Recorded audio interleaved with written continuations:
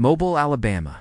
In 1980, a city draped in southern charm, where moss-draped oaks line quiet streets, and neighbors greet each other with warm smiles. At the heart of this close-knit community sits the University of South Alabama, a beacon of academic excellence where students chase dreams in a bubble of safety. Crime here is a rarity, with campus security more accustomed to issuing parking tickets than handling serious incidents.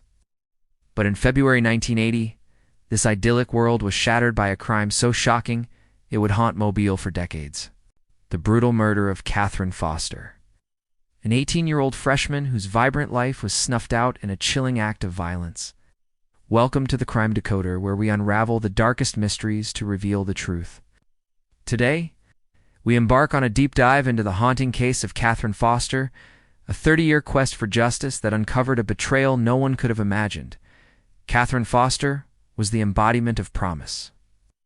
At 18, she arrived at the University of South Alabama with a radiant smile, a sharp mind, and a heart full of ambition.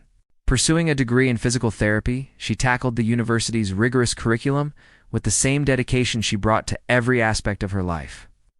Raised in a devout Christian household, Katherine was deeply involved in her church, volunteering her time in reflecting the values instilled by her parents, who were respected figures in their local school community.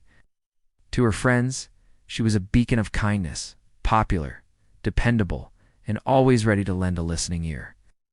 In 1980, college life was simpler, free from the constant connectivity of cell phones or social media.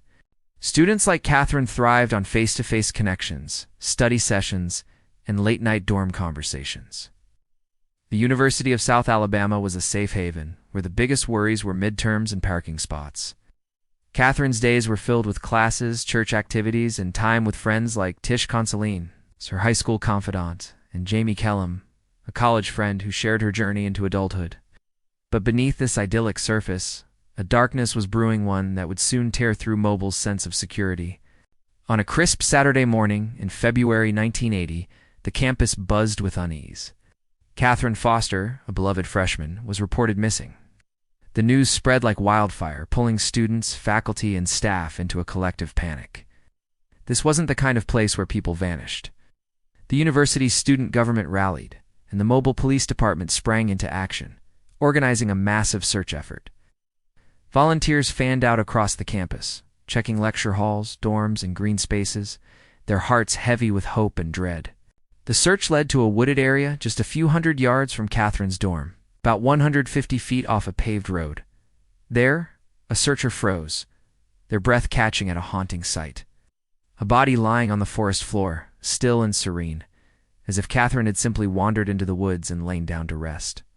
But this was no peaceful slumber. It was Katherine, and she was dead.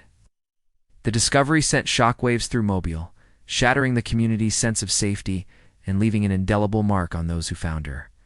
"It's not that it's easy to remember," one searcher later said. "It's just so hard to forget."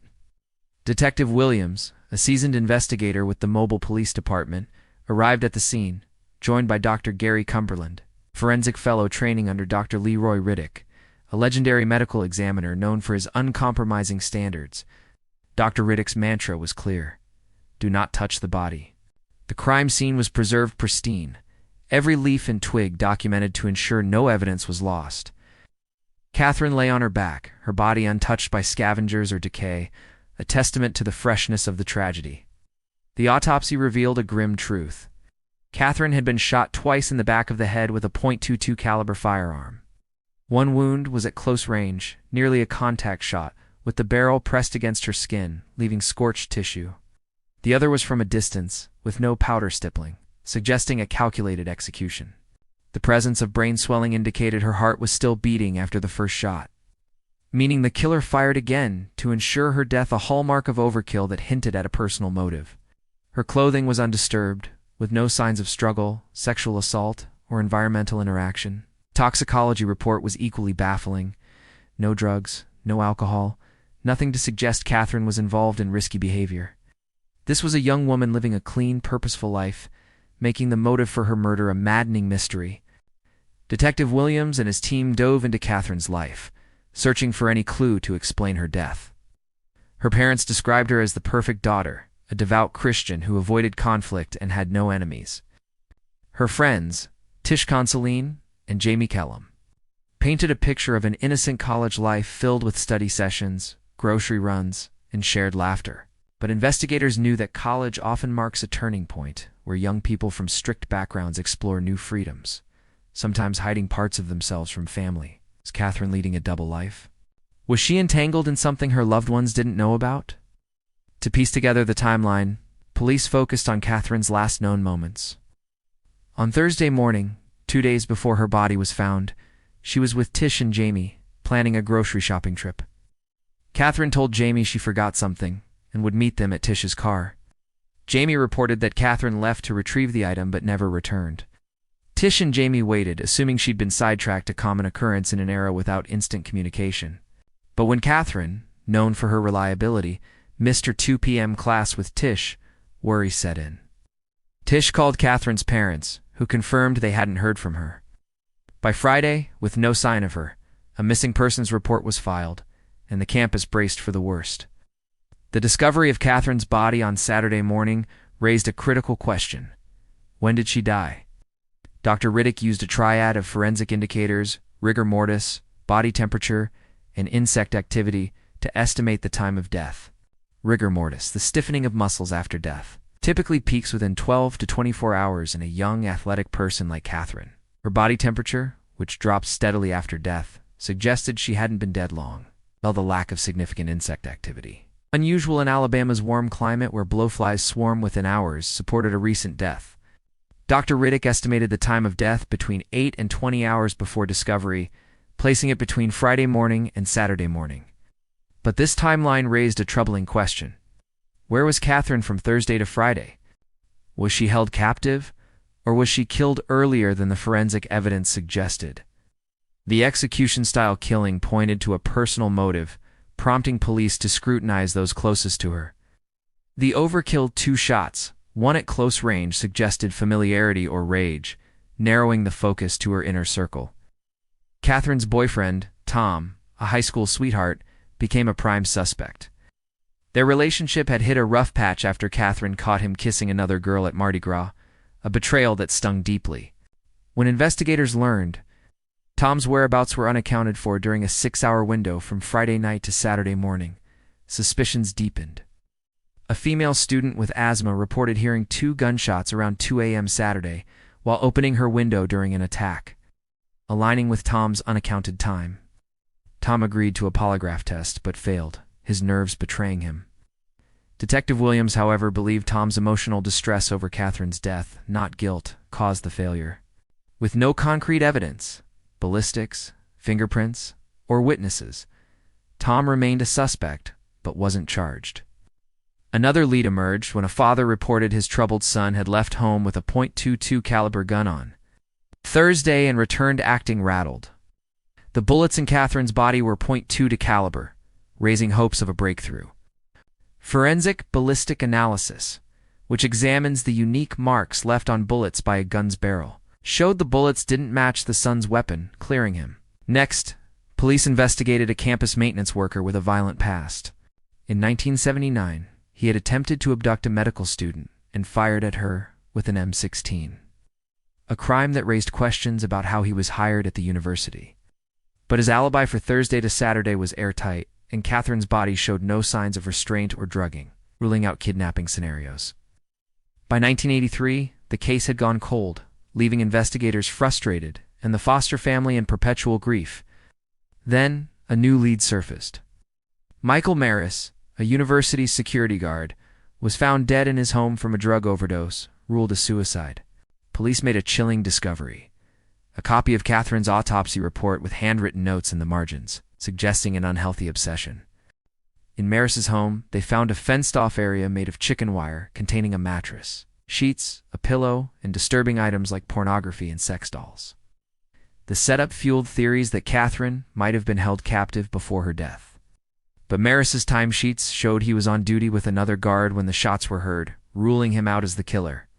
The cage, it turned out, was used to keep his dementia-stricken grandfather from wandering, not for holding victims. Maris, who had been rejected by police departments after failing psychological tests, was likely fixated on the case, hoping to solve it to prove himself. His suicide, like those of several family members, pointed to personal struggles, not guilt. The case slipped back into the shadows, a lingering wound in Mobile's heart. For 20 years, Katherine's murder remained Mobile's most infamous unsolved case. Detectives, haunted by the image of an 18-year-old with her whole life ahead of her, refused to give up. The Foster family lived in a limbo of grief, clinging to memories of their daughter's smile. In the early 2000s, Amy Greer, a local reporter and trusted ally of Detective Williams, proposed a bold plan. A detailed TV segment on Katherine's case to jog memories or provoke a confession. With the Fosters' blessing, the segment aired, recounting the tragedy in vivid detail and pleading for anyone with information to come forward. Days later, a man named Ricky contacted police with a stunning claim, a woman he met at an Alcoholics Anonymous meeting. Jamie Letson had confessed to killing Katherine in 1980. Jamie Letson was none other than Jamie Kellum, Katherine's college friend, who had married and changed her last name. During the original investigation, Jamie had been cleared, making Ricky's story hard to believe. Ricky's own criminal history, arrests for manslaughter and perjury, cast further doubt.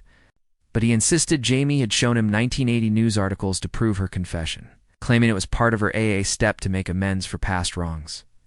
She had even written a letter to Katherine, a practice used when the wronged person is deceased. Detective Morgan, now leading the case, tracked down Jamie's stepfather, who confirmed the existence of a letter. In it, Jamie described luring Katherine into the woods on Thursday under a false pretense, shooting her in the back of the head with a .22 caliber gun, and firing a second shot at close range when Katherine made a noise, ensuring her death. She then discarded the gun in a dorm dumpster and rejoined her friends, feigning concern in joining the search for Katherine as if nothing had happened. Jamie's history of lying and exaggeration raised red flags.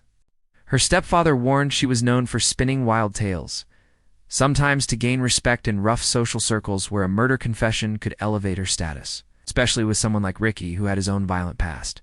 Prosecutors were skeptical, believing she was bragging to impress him. Detective Morgan saw something in the specificity of her confession, the details of the second shot.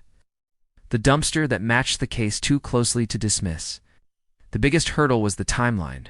Dr. Riddick's original estimate of 8 to 20 hours didn't align with Jamie's claim of killing Katherine on Thursday, nearly 48 hours before her body was found.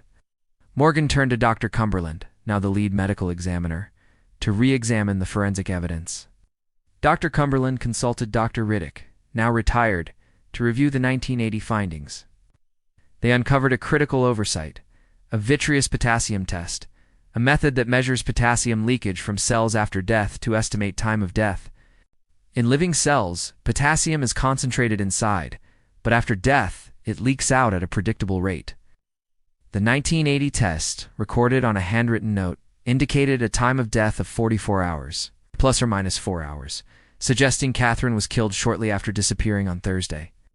This contradicted the original estimate, which relied on rigor mortis and insect activity, both influenced by environmental factors like wind that reduced blowfly activity. To confirm this, Dr. Cumberland turned to the University of Tennessee's Anthropological Research Facility. It's known as the Body Farm. This unique facility studies human decomposition in controlled settings, helping investigators solve complex cases. Researchers placed a body matching Katherine's profile, young female, athletic, in a wooded area for 48 hours. Replicating Mobile's 1980 weather conditions, including wind that limited insect access. The results were striking. Minimal blowfly activity and decomposition matched Katherine's body perfectly, supporting a 48-hour time of death.